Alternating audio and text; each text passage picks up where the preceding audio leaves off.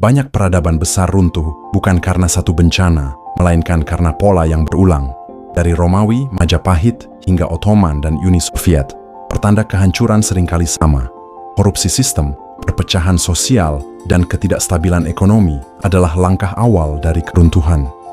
Saat semua tanda ini hadir, sebuah peradaban sudah berada di ambang kehancuran. Sejarah tidak pernah berhenti mengulang. Pertanyaan kita adalah, apakah kita akan membiarkannya?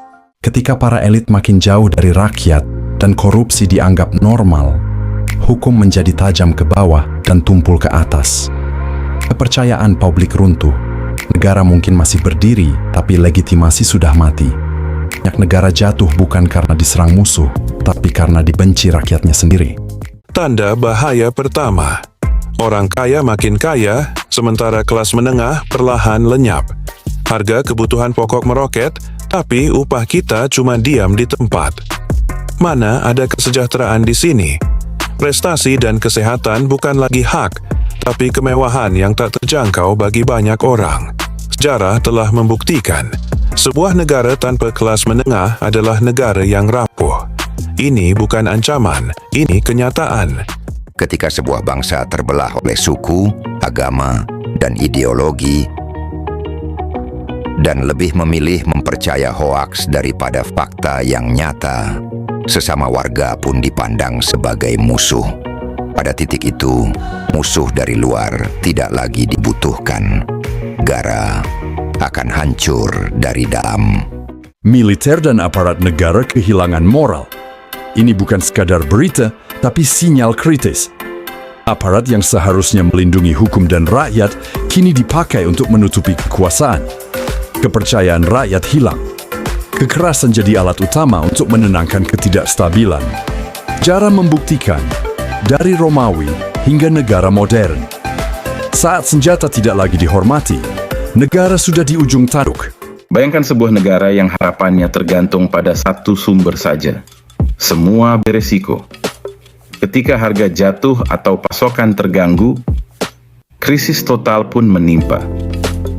Negara yang tidak adaptif akan mudah runtuh. Dunia yang terus berubah, berani berinovasi adalah kunci untuk bertahan. Ketika sebuah masyarakat mulai runtuh, ia tidak berteriak. Ia berbisik dengan tanda-tanda ini. Pertama, kritik dianggap sebagai ancaman. Setiap suara yang berbeda disensor dengan keras. Kedua, media dikendalikan.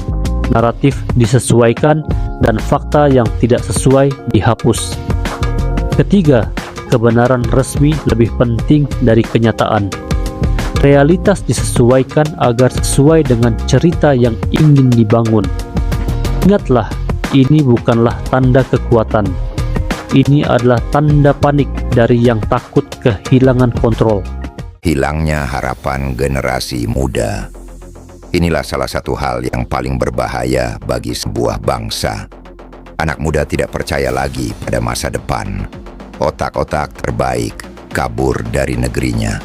Sinisme merajut menggantikan semangat idealisme.